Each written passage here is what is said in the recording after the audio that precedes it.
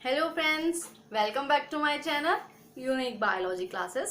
सो previous videos में हमने study किया था cell organelles, cell membrane, cell wall. इनके बारे में जितना भी इंफॉर्मेशन था हमने प्रीवियसली डिस्कस हम कर चुके हैं। आज हम बात करेंगे माइटोकॉन्ड्रिया के बारे में। सो फ्रेंड्स, माइटोकॉन्ड्रिया के बारे में डिटेल इन्फॉर्मेशन लेने के लिए वीडियो को कंप्लीट ज़रूर देखिएगा। And if you like my video then please share and subscribe my channel. Now let's get start with the mitochondria. Now what is mitochondria? Mitochondria is commonly named as the powerhouse of the cell. Why mitochondria is called as the powerhouse of the cell? Mitochondria को power house इसलिए बोला जाता है क्योंकि जो energy requirement होती है sales के फंक्शनिंग के लिए वो एनर्जी कौन देता है? Mitochondria. So that's why mitochondria is called as the power house of the cell. Mitochondria जो रहता है वो एरोबिक यूकैरियोट्स में प्रेजेंट होता है। इन प्रोकैरियोट्स और एनारोबिक यूकैरियोट्स के अंदर माइटोकॉन्ड्रिया प्रेजेंट नहीं होता। Mitochondria is present in the aerobic eukaryotes.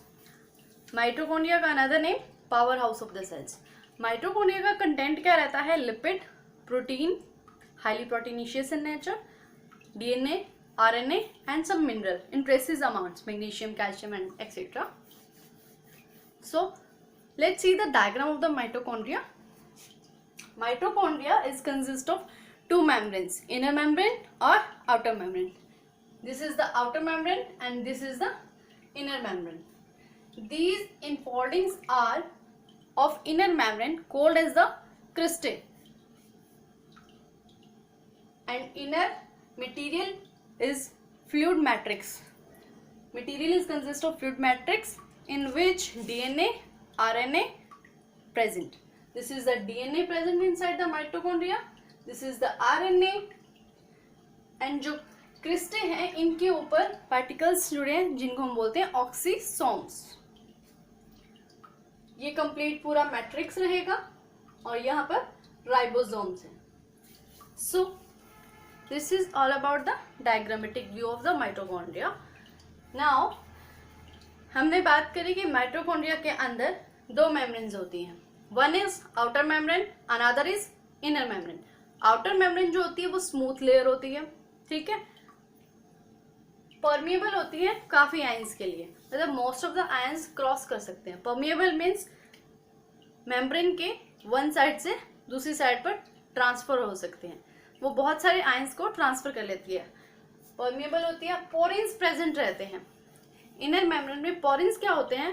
Protein को पास करने वाले चैनल्स। मेम्ब्रेन से एक साइड से दूसरी साइड पर लेके जाने के लिए जो चैनल्स होते हैं प्रोटीन के लिए, उनको पोरिन्स बोला जाता है। और माइटोकॉन्ड्रिया के आउटर मेम्ब्रेन पे पोरिन्स प्रेजेंट रहते हैं। Next point is enzyme link to lipid synthesis. Outer membrane के अंदर कुछ ऐसे एंजाइम्स प्रेजेंट रहते हैं जो कि लिपिड सिंथेसिस और फॉर्मेशन में काम आती हैं। लो प्रोटीन कंटेंट। आउटर मेम्ब्रेन के अंदर जो प्रोटीन का कंटेंट रहता है वो लो रहता है as compare to inner membrane. Next is inner membrane. Inner membrane क्या होती है? Permeable to some ions. Means outer membrane जो थी वो मोस्टली आयंस के लिए परमिएबल थी, लेकिन जो इनर मेम्ब्रेन है वो कुछ ही आयंस के लिए परमिएबल है, कुछ सिलेक्टिव आयंस को ही अपने में से पास होने देती है। और इसका मोस्टली कंटेंट क्या रहता है? फोस्फोलिपिड। फोस्फोलिपिड से बनी रहती है। हाई प्रोटीन कंटेंट प्रेजेंट रहता है इनर मेम्ब्रेन में। माइटोकॉन्ड्रिया के हमने मेम्ब्रेन्स के बारे में तो डिस्कस कर लिया। अब माइटोकॉन्ड्रिया के अंदर दो चैम्बर्स होते हैं।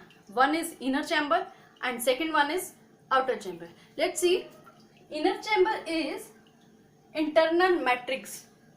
The fluid matrix completely is called as the internal chamber, and outer chamber is the gap between the inner membrane and the outer membrane is called as the outer chamber.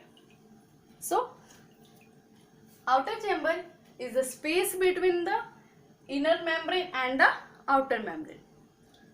Inner chamber is the fluid matrix. Inner chamber के अंदर completely fluid matrix आ जाएगा जिसके अंदर DNA, RNA, oxysomes, ribosomes ये जब present होते हैं। So outer chamber में का जो स्पेस रहता है वो बढ़ जाता है। किसकी वजह से? अब जैसे हमने देखा यहाँ पे क्रिस्टल है, आउटर मेम्ब्रेन और इनर मेम्ब्रेन।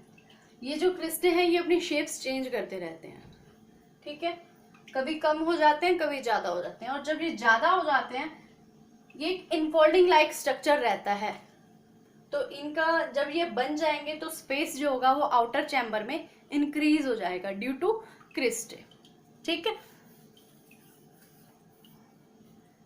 अभी जो हमारा माइटोकॉन्ड्रिया है वो दो स्टेट्स में एग्जिस्ट करता है, one is active state, another is inactive state.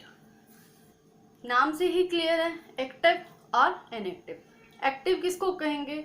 जो काम कर रहा है। इनएक्टिव किसको कहेंगे? जो काम नहीं कर रहा। सो एक्टिव स्टेट में माइटोकॉन्ड्रिया के अंदर अब सेल्स के अंदर काफ़ी फंक्शनिंग रहती है, क्रेब्स साइकिल, रेस्पिरेशन, फॉस्फोराइलेशन और इलेक्ट्रॉन ट्रांसपोर्ट सिस्टम। ये कुछ साइकिल्स रहते हैं, सेल्स की फंक्शनिंग के लिए बहुत इंपॉर्टेंट रहते हैं। तो इनकी जब फंक्शनिंग जब ये चल रही है तब क्या होगा? माइटोकॉन्ड्रिया एक्टिव स्टेट में रहेगा, और जब ये नहीं चल रही तब माइटोकॉन्ड्रिया इनएक्टिव स्टेट में रहेगा। So Krebs cycle, electron transport system, oxidative phosphorylation, जब ये प्रोसेसेस ऑनगोइंग हैं, चल रही हैं, तब माइटोकॉन्ड्रिया एक्टिव स्टेट में रहेगा, और उस माइटोकॉन्ड्रिया को हम एक्टिव स्टेट के साथ साथ कंडेंस स्टेट भी कहेंगे, ठीक है।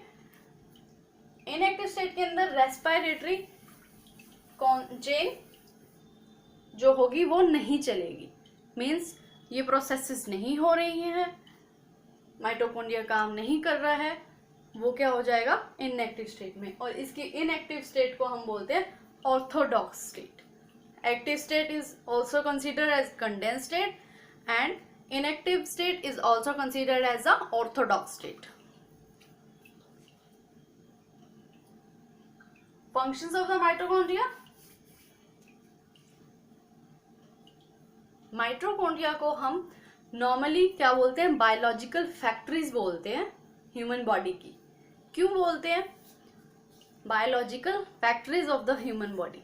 वो इसलिए बोलते हैं जो हम फूड इनटेक करते हैं वो फूड और जो भी सबस्ट्रेट्स हमारी बॉडी को मिलते हैं उन सबस्ट्रेट को और उन फूड्स को लेके उनको ऑक्सीडाइज करके उससे कार्बन डाइऑक्साइड और वाटर बनाती है, वहाँ से एनर्जी रिलीज होती है और उनको प्रोस्थेटिक ग्रुप्स और कॉन्जाइम्स के रूप में स्टोर कर लेती है। फिर जब वो एनर्जी लेती है फिर से वो ऑक्सीडाइज करती है, उनको ऑक्सीडाइज करती है, फिर एनर्जी निकलती है, फिर वहां से एटीपी की फॉर्मेशन होती है।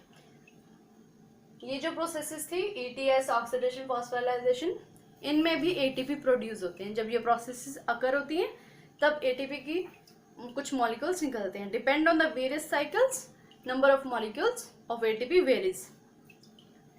सो फूड और सबस्ट्रेट लिया बॉडी ने, उसको ऑक्सीडाइज किया, CO2 और वाटर बनाया, उसके बाद प्रोस्थेटिक और कॉन्जाइम्स के फॉर्म में उनको स्टोर कर लिया, फिर से एनर्जी ली, फिर से उनको ऑक्सीडाइज किया और फिर वहाँ पे एटीपी का फॉर्मेशन हुआ। So ATP is a energy molecule. ATP की लिसिस होती है, एनर्जी रिलीज होती है, उस एनर्जी का यूज किया जाता है सेल की फंक्शनिंग में, ठीक है। तो इसीलिए एटीपी बनाया माइटोकॉन्ड्रिया ने, इसीलिए माइटोकॉन्ड्रिया को power house of the cell बोलते हैं। I think that concept is clear. Another function is fatty acid synthesis also occur in the mitochondria. Amino acids और अमाइनो एसिड्स का फॉर्मेशन जो होता है वो भी माइटोकॉन्ड्रिया के अंदर होता है। प्राइमरी दो अमाइनो एसिड्स बनते हैं, first one is glutamic acid, another one is aspartic acid. ये दो अमाइनो एसिड फॉर्म होते हैं। बाकी इन्हीं अमाइनो एसिड्स के अंदर कुछ चेंजेस करके ग्रुप्स की रिप्लेसमेंट करके विद अनदर ग्रुप्स को बाकी अमाइनो एसिड्स इन्हीं दोनों से प्रिपेयर हो जाते हैं।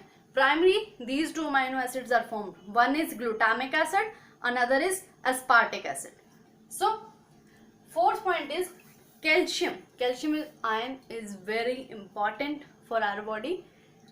कैल्शियम का कम हो जाना, ज़्यादा हो जाना बहुत मेजर रोल इम्पॉर्टेंट फेवर करता है बॉडी में. बहुत इसका मायने है कि अगर कैल्शियम कम हो जाता है तो भी हमारी बॉडी को लॉस है, कैल्शियम ज़्यादा हो जाता है तो भी हमारी बॉडी को लॉस होता है. तो उसका लेवल मेंटेन कौन करके रखता है? माइटोकॉन्ड्रिया. तो माइटोकॉन्ड्रिया का उसमें भी काम है, वो कैल्शियम को स्टोर भी करके रखता है और उसको रिलीज भी करता है. दैट मीन्स अगर बाहर कैल्शियम कम हो गया है, चाहिए, तो वो उसको रिलीज करेगा. अगर बाहर नहीं चाहिए तो वो और रिलीज नहीं करेगा, वो स्टोर करके रखेगा. Now last point is synthesis of biochemical products. Biochemical products के अंदर सिंथेसिस आती है. Biochemicals name, bio means biology, not biology. Bio means living, chemicals means chemicals. So body से जो केमिकल्स बनते हैं उनको हम बायोकेमिकल्स बोलते हैं, और जो बाहर लेबोरेटरी में केमिकल्स होते हैं हमें जस्ट लेबोरेटरी केमिकल्स बोलते हैं. इनको बायोकेमिकल्स इसलिए बोला गया है क्योंकि ये बॉडी के अंदर बनते हैं. Examples of steroids, alkaloids, cytochrome, chlorophyll और pyrimidines. These all functions are of the mitochondria. So this is all about the mitochondria. Guys, if you have any problem about this session, so you can write in the comment section. I will respond to you as soon as possible. And guys, if you like my video, please like the video and share to your friends, your needy friends, and please subscribe my channel. Thank you friends.